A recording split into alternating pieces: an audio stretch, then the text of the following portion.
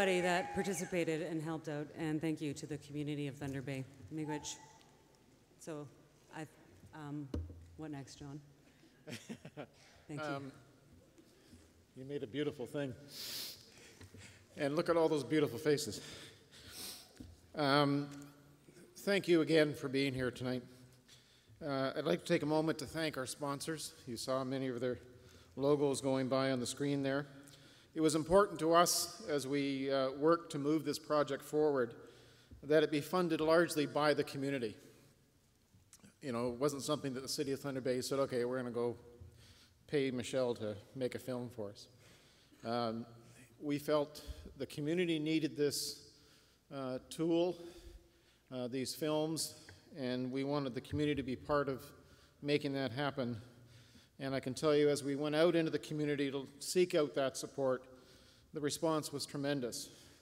It took very little convincing of the people and the companies that we met with that this project was needed, that it had the potential to make an impact on the life of the city, and we have over 32 sponsors who have helped make this project possible. Thank you. So please thank them.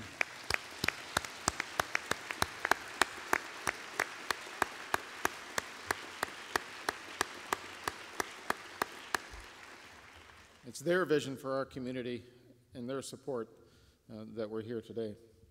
I'd also like to thank somebody who helped us start, and when I say us, I mean us at the City of Thunder Bay, and us as a community. Anna Gibbon, who's here somewhere in the crowd. Anna was the first Aboriginal liaison for the City of Thunder Bay and started us off on this journey that I, for one at least, had no idea where it was going to go. So thank you, Anna. Anna's now on her own journey, as many of you will know, as the Justice of the Peace, so here in the city. So at this point, it's time to hear from, yes, it's time to hear from you. So as I said earlier, Yolanda Wanakamek is going to moderate our open mic Q&A.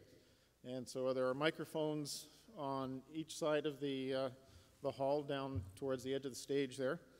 And we invite and encourage you to come forward to the microphones to offer your comments, ask a question.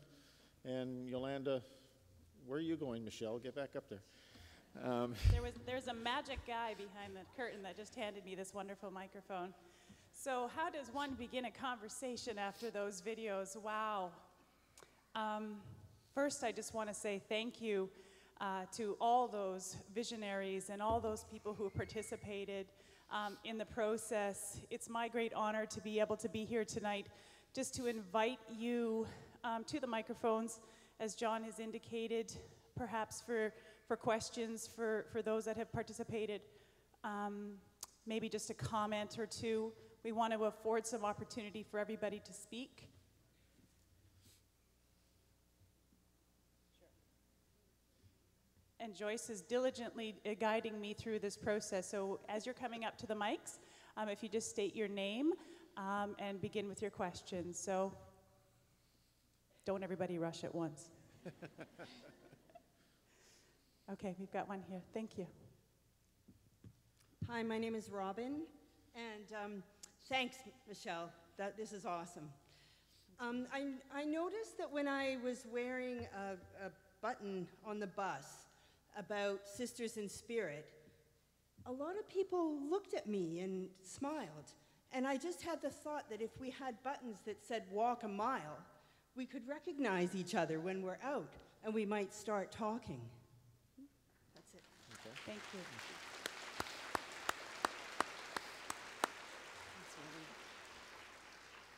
Okay, we've got another question on the other mic.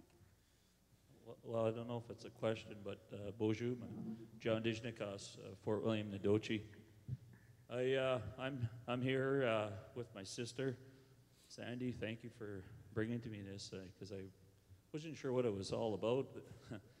And as you know, I'm an Aboriginal person, and I really enjoyed the show, and it wasn't a show, it was more of a telling of a story.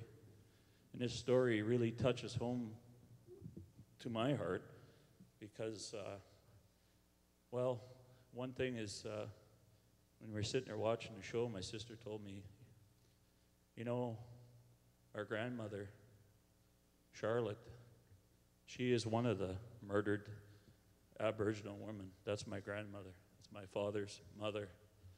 My dad, you know, I feel sorry for him, and I cried a little bit when I was there in the dark watching this because my dad, I wish he was here, but he never got to know his mother. She died, or she was murdered, probably when maybe he was 3 months old. You don't even know where she's buried.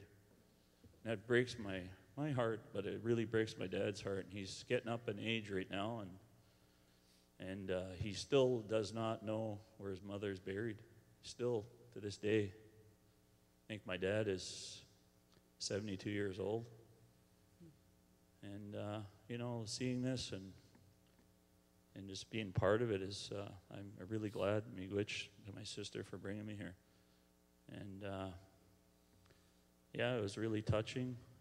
And, you know, every day I work in a job. I ain't going to say where I work, but some people that know me out there will know where I work. And I have to sit across the table with people that, yeah, look at me. Look at me, everybody. Do I look like your typical Aboriginal person? I am, though. Every night I lived and slept on my bed that was in Fort William First Nation. My daughter's the chief, Georgianne Marceau. I'm proud of her.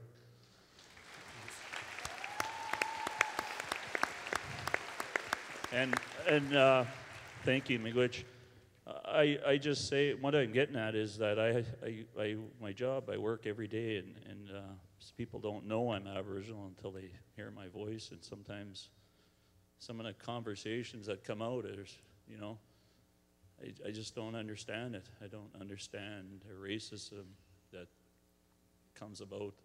I just wish that this whole thing that we're doing here, I hope it gets out there, because I've been to another event, and I just hope that this gets shared to everybody, and I hope this doesn't stop here, maybe a month or two after. I hope it gets shared out there, because it's a really, really good thing that needs to be done, and thank you for doing this. I don't want to say too much more, and Miigwech, everybody, thank you very much. Thank you. Thank you, John.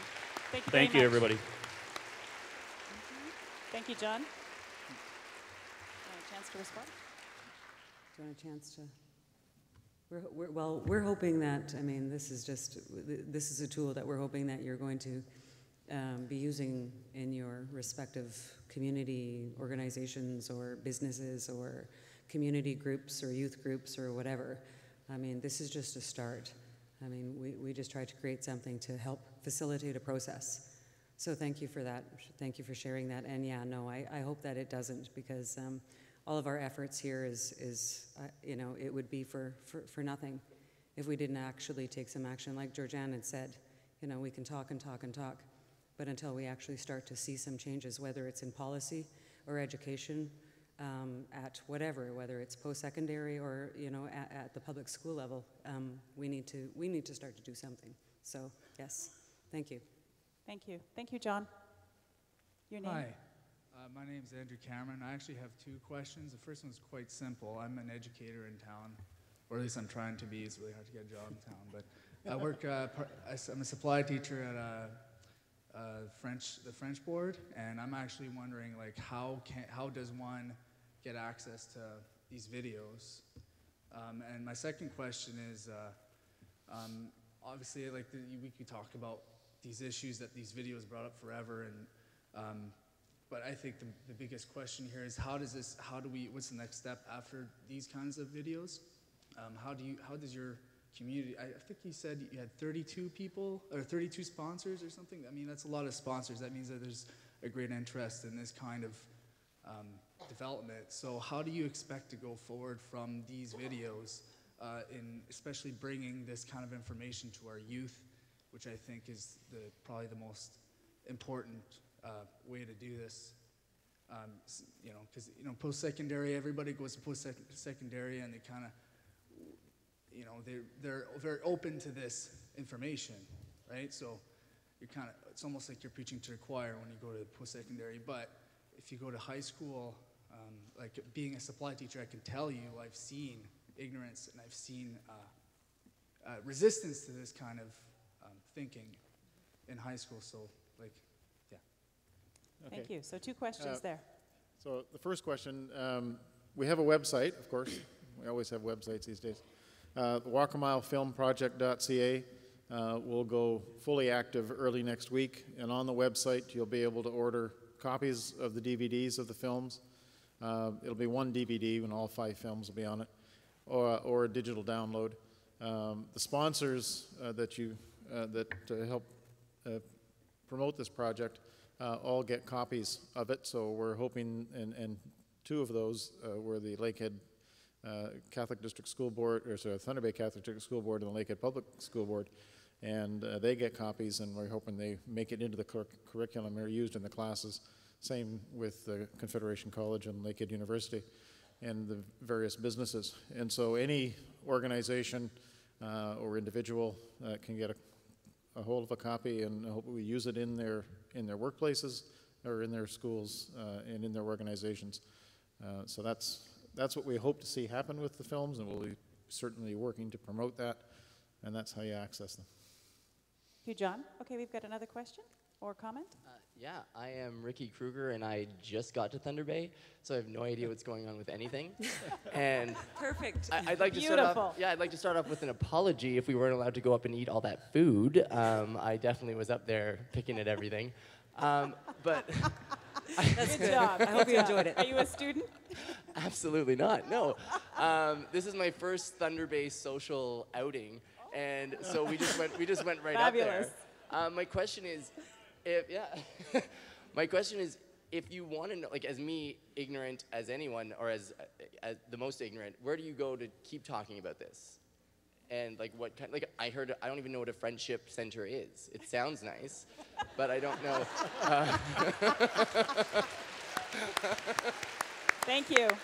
Very that's my good question. Very good question. Good comment. Anybody? Well, Ricky, it is nice, and I can introduce you to a few people that will show you where it is. You know what? I mean, you're here tonight, so you're off to a good start. You know, there's Indigenous folk all around you, so, you know, shake your neighbor's hands there and start asking questions. As was said in there, I mean, sometimes that's the place to start. If you don't know, you know, it's okay. There's no stupid question. You know, if you don't understand things, I mean, that's I think where we get stuck sometimes, right? And maybe it's our own sort of vulnerability, you know, not wanting to be in that vulnerable position. But we need to do that. You know, we need to do that in Thunder Bay. So just ask, you know, like being new here, somebody will know where the Friendship Center is or where. Yeah, the guy in the yellow sweater. Ricky you know? in the yellow sweater. All you Everybody make sure Anishinaabe you chat with people, him tonight. before you go, like shake his hand. Thank you.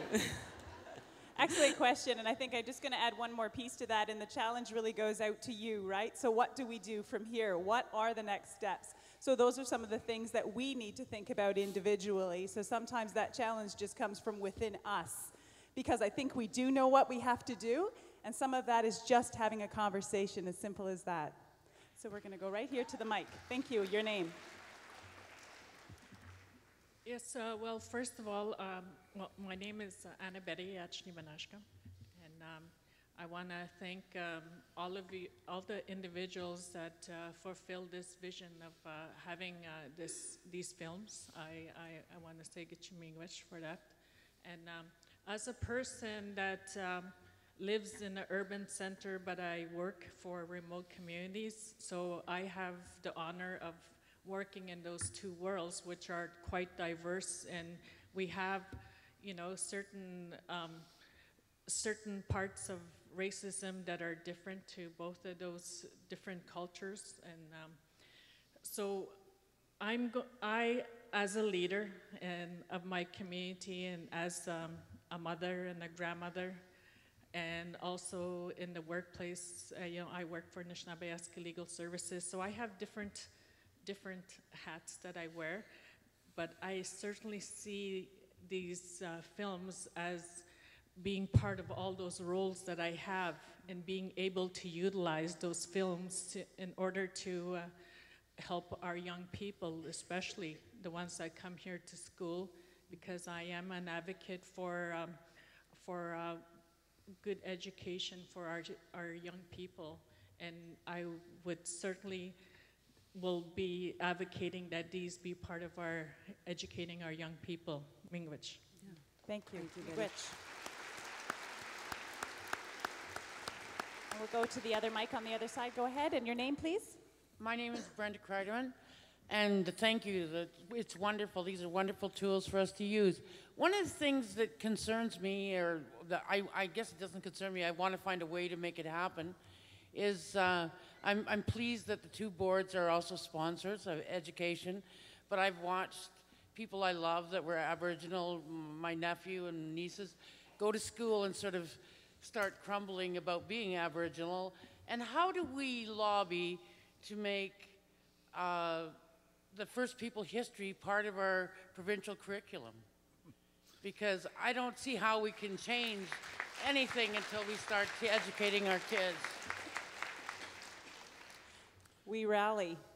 I'm going to just try to take a little bit of that on. I don't certainly have all the answers for it, but we need to give voice to it being important. I don't think there's any shortage of any Aboriginal people in this country who aren't saying that this is critically important to the systems that we have in place.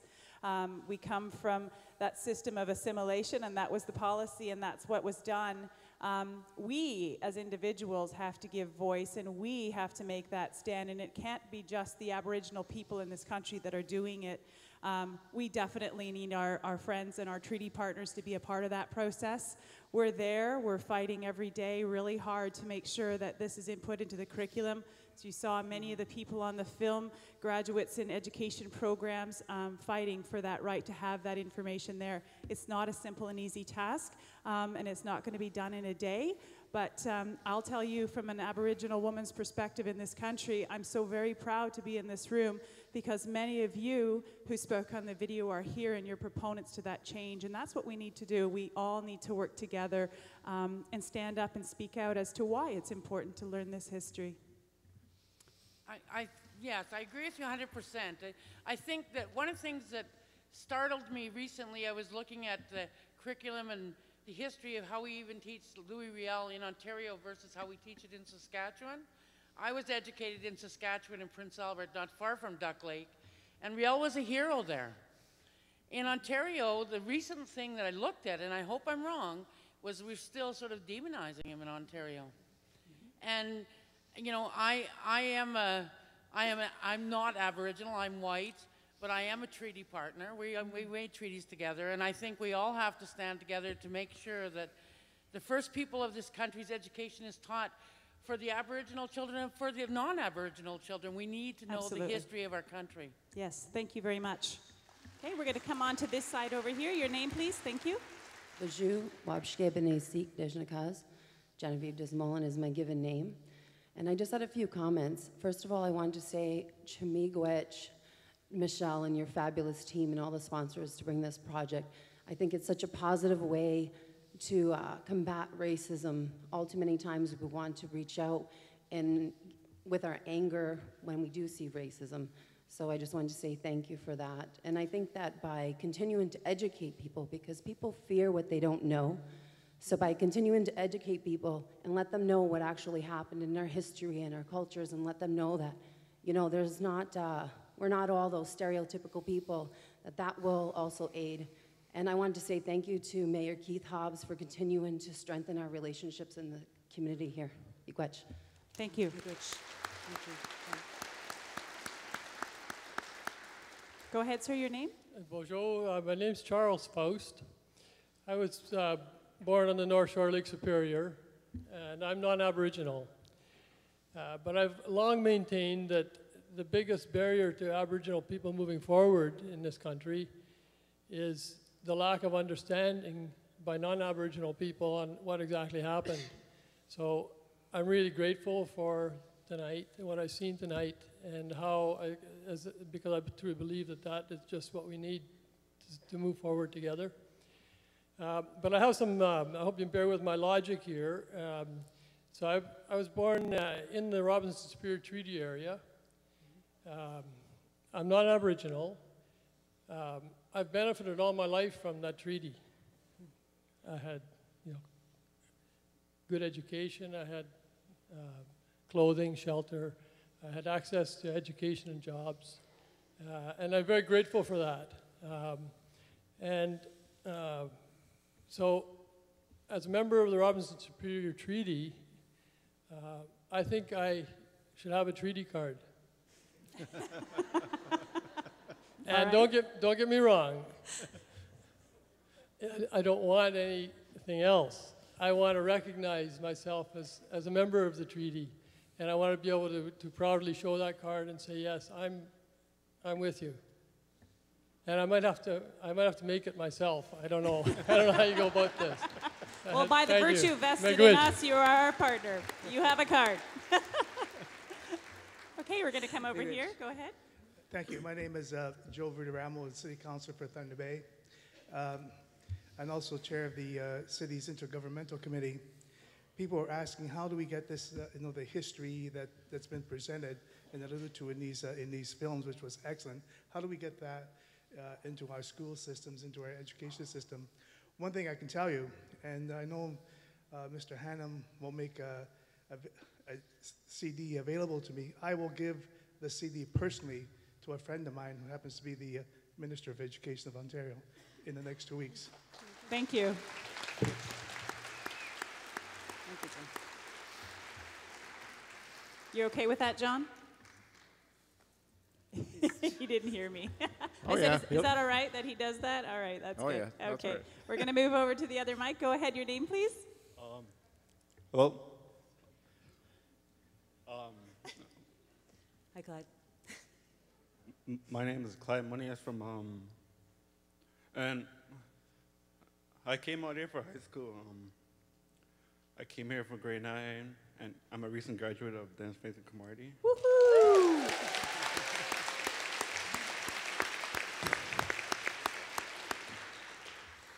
My question is, what impact do you guys think will Breathe. It's okay. It's all good. what impact do you guys feel if you were to show the films to First Nations youth from up north? Because I didn't came from up north community, and I didn't have no knowledge of coming to the city, and I wish when I was going to grade 9 I could see these films. So what impact do you guys feel for these films to be shown to Well, youth? you know what? If you're saying that you wish you would have seen these in grade 9, I feel very honored by that, or humbled by that comment, and happy, actually, by that comment. And I know that there's people, thank you so much for that, Clyde, that are here in the audience that are, I know that I've seen some folks, I won't start naming people, but this is to be used again. What is the impact? I don't know. As a creator of a piece of work, you never ever know that, and I can't know that.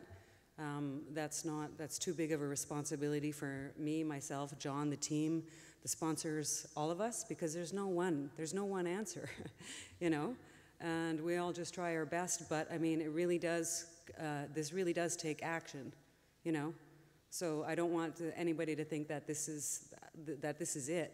So people out there, educators, members of the area, political leadership, let's have those conversations.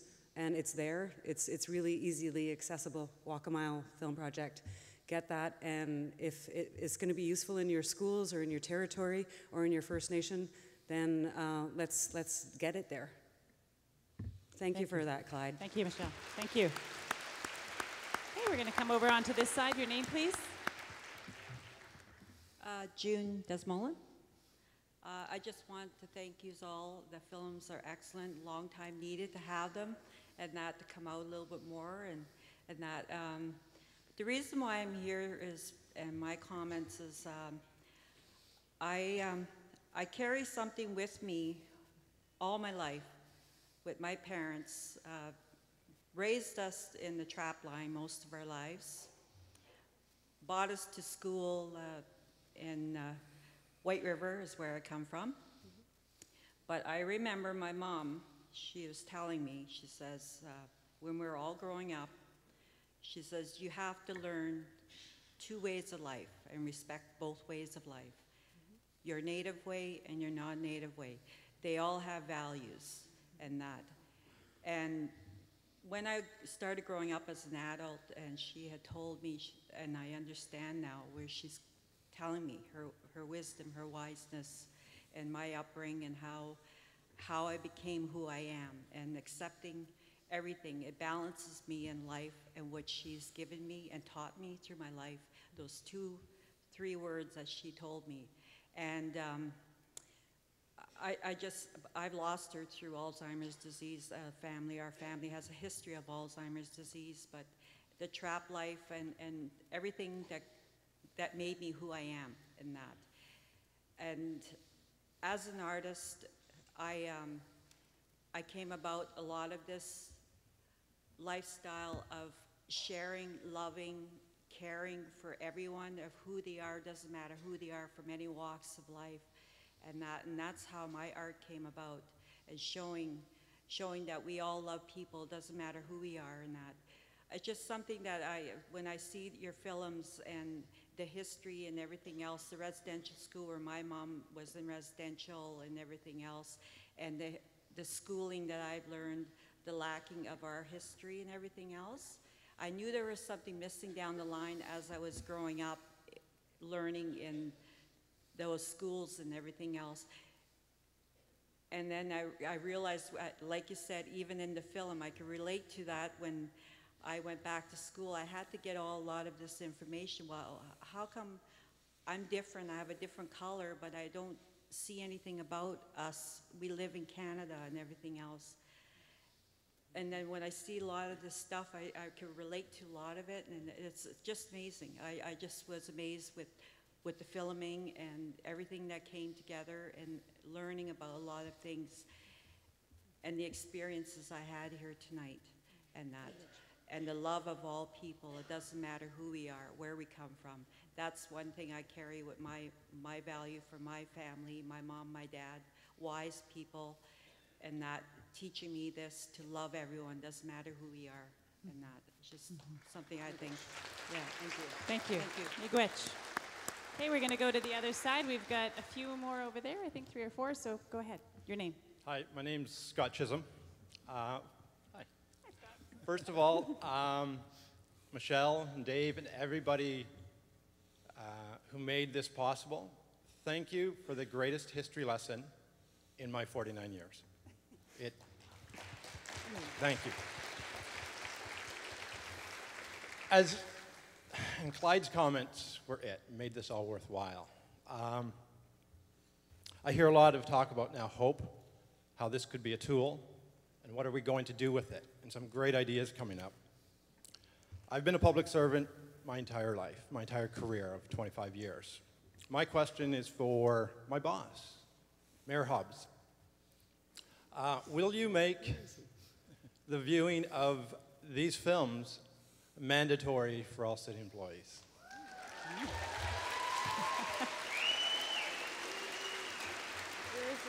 Thank you, Scott.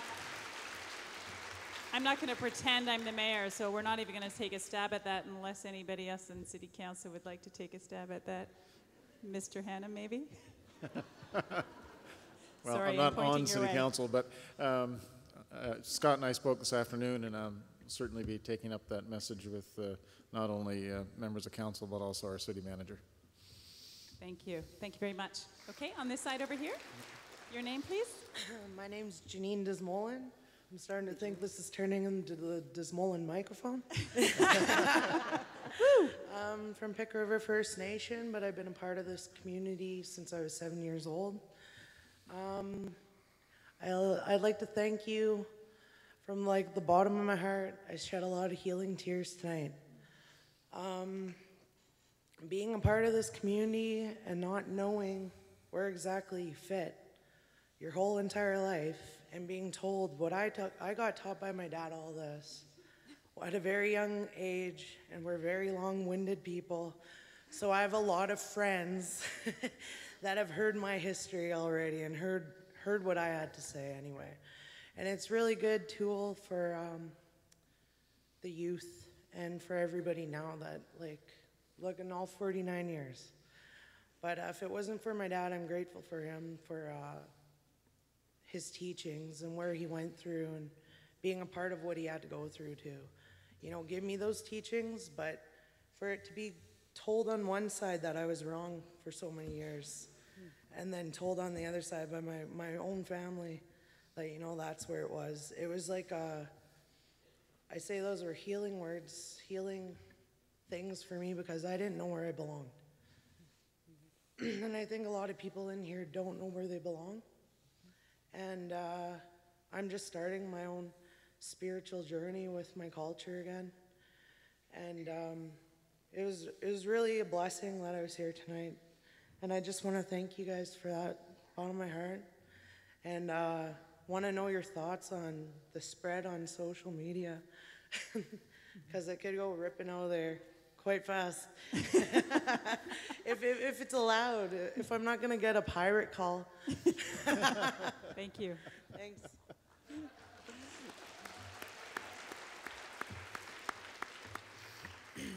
Miigwech, thank you for sharing that.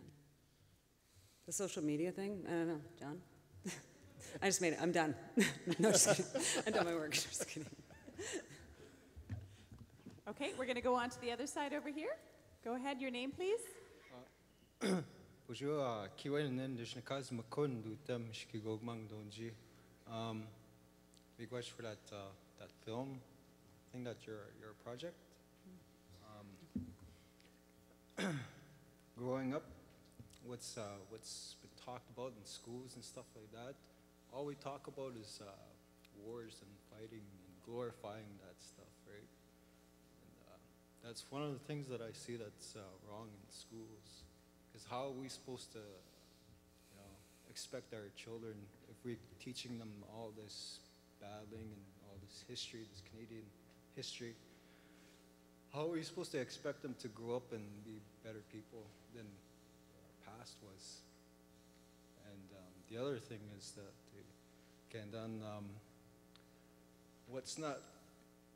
what's missing in schools also is to teach the values of life. In schools, we talk about that juniaush, that dollar bill that we all pursue these days. That's what in everybody's mind, and that's what everybody's value is today. We forget to be a Anishinaabe. What Anishinaabe means is to be connected with the earth and stuff like that. And in order to live in harmony with the earth, you can live harmony with everybody else. So those are the things that are missing, that I see that are missing in schools. So if you guys are expecting to change, the adults here are gonna have to make that change right now, today, if you want to see that this change happen. And the teachings need to start when these kids are small. I do that with my sons. I do that every day when I'm with them, but I'm not currently with them. But anyways, every time they always ask me, Dad, what is Anishinaabe? And I tell them, okay, this is what Anishinaabe does. This is our survival. This is how we live. And we teach them to go out in the land, to respect the land, to teach them the 7 teachings. Yeah, that's where it works. I seen it in my kids. I see it, and I'm like, okay, I'm doing a good job. So I don't want him to be like me, because I've had like a bad, we've all gone through our mistakes and stuff, whatnot. But then I looked to myself first in order to teach the young ones better. So the other thing is, it's just like those, all we talk about is paper treaties. Never once did I ever hear anybody talking about these treaties that were formed by our peoples, which means a great deal, like those, the one bowl, one spoon. There's a meaning behind those. And once you tell that story behind that meaning of that belt, you will feel it. But that's nothing that, there's a lot of, I see a lot of areas that need to be worked on and stuff like that, and I'm just anxious. I want to get out there too. Good, good, good, good. Good job. We need you out there. Thank you very much. Okay, I've got, I think 3 or 4 more on each side. If we can just kind of keep the comments to 1 to 3 minutes, that would be great so that everybody has some time. It's already 9:30-ish. So go ahead, your name, please.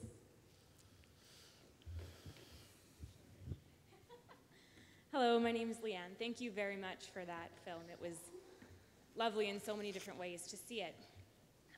I was born and raised in Thunder Bay, and before I moved away, I don't know that I even thought about this topic too much. You know, you only hear what you hear in your circles, and because it's not part of the education system, you just don't hear about it. But through a series of events, I moved away to Vancouver and lived there for a few years, and then traveled the world, which brought me to Australia and Malaysia, and all of those places have, well, mostly Australia has the same sort of thing, just in a different way with the Indigenous people there, and you see it. It's pretty similar, actually. And Vancouver taught me, as we heard in the film, there's a lot going on in Vancouver that's really positive. Or, sorry, not in the film, from the justice who spoke. And I felt that. I felt a different way to look at things when I lived in Vancouver. So when I came back to Thunder Bay with a different perception, I started to notice things that were talked about in my circles and how it affected me. And it's hard to stand up and speak my opinion now because other opinions are so strong. And the thing is, sometimes they are valid because some of the people in my circles don't know what happened in the residential schools. They just never learned about that, but they experience violence coming the other way, just in the way they grew up. And so their points are valid. I don't know how to talk about that. I don't know what to say to make it in a balance between the two, because I do think it is both sides that need to, like it was talked about in the video, need to be aware of it. Do you have any advice for how to share my opinion when opinions, as you know, are so strong in this topic? Thank you. Michelle, I'm going to give that to you, but I also understand that we do have a little bit more to do in terms of the evening. We are starting to lose people here now, so I'm going to let Michelle go ahead and take that. And I think that we'll be around here a little bit afterwards. If anybody wants to come up and have a chat one-on-one, we'd love to do that. But don't forget to continue the conversation as well. So go ahead, Michelle. I mean, and basically, I mean, that's it, right? You're here and you're talking, and reach out to people and start conversations, and you're already being brave and courageous. And, you know, I mean, that's really, I mean, sometimes it's not that simple. It's, you know, but sometimes that's what it is. So, you know. I'm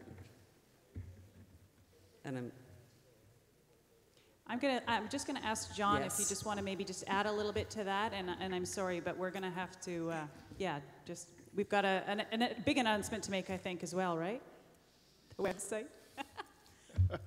I guess the only thing I add, you know, and I travel in, I guess, somewhat similar circles where people will make comments and, you know, not thinking that I share their views. And, you know, the challenge for you is to find ways to challenge them in a way that's not threatening.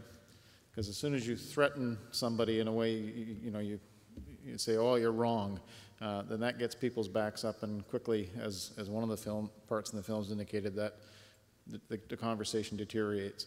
And so you ask them to think about things and think about, you know, what if this was your experience, if this happened to you or not. And I had a similar experience in my own family a few years ago, sitting around a family dinner table with my brothers and other family members, and they were making some comments about the Aboriginal experience in the Maritimes, which is where I'm from originally. And I started talking about the 60s scoop, and they hadn't heard about the 60s scoop and had no idea what it was. And, you know, I'm of an age you know, to have been part of the 60s scoop if I was in the wrong place at the wrong time. And, you know, so I you know, explained it to them, and I said, so how do you think you'd be today if that had happened to you?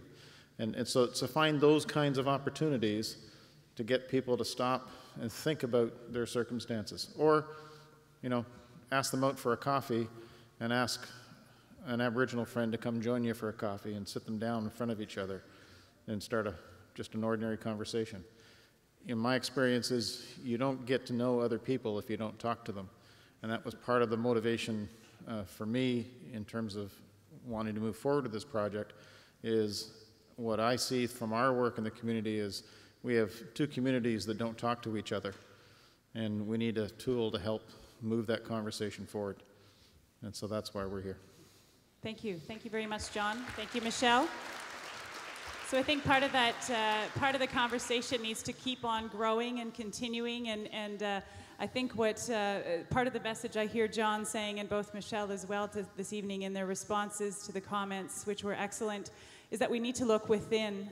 Sometimes we have to be a little vulnerable ourselves about our ignorances, about one another, and just having conversations is really critically important. Again, you're doing it by just being here tonight, and hopefully we talked a little bit about social media. You're going to spread the good word about the Walk a Mile project, and we've got one more person that we're going to just take comment from, and we're going to close up for the evening, and that is Amina. Thank you. Thanks for the movies. This is a starting point for us. The city has an anti-racism advisory board, and one way we always try to make the city better and a place to be proud to call home is to hear different voices.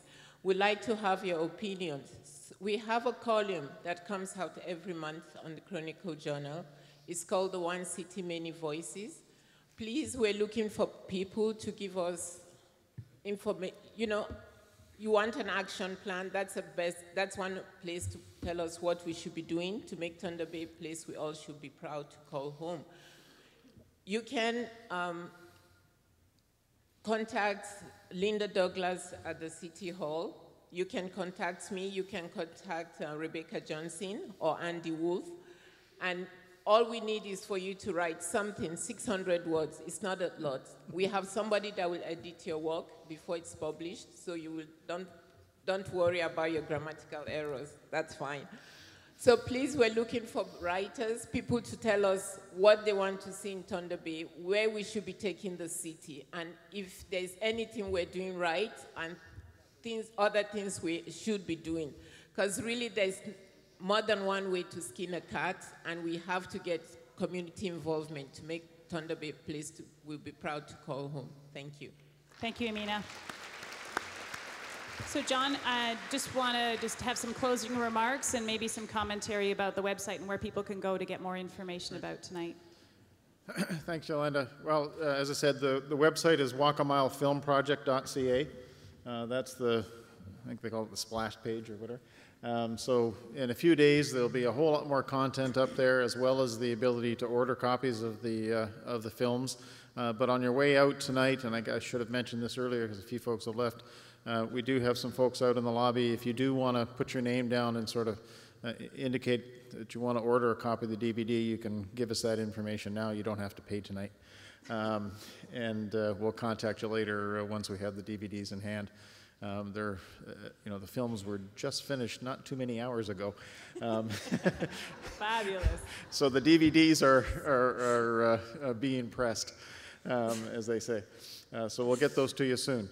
And if you're somebody who's from a business or an organization or an agency or a school and you'd like a copy of the DVD, please contact my office and we'll make sure you get one because we want this conversation to happen where you are and with the people that you travel with and work with and teach and so forth.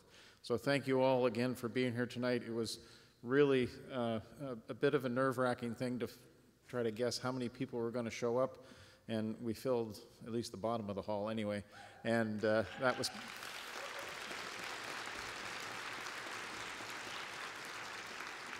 pretty tremendous. So thank you all, and Michelle, thank you again for your work. Thank you. And thank you, everybody, for coming out and miigwech and continue and start having conversations. Good night.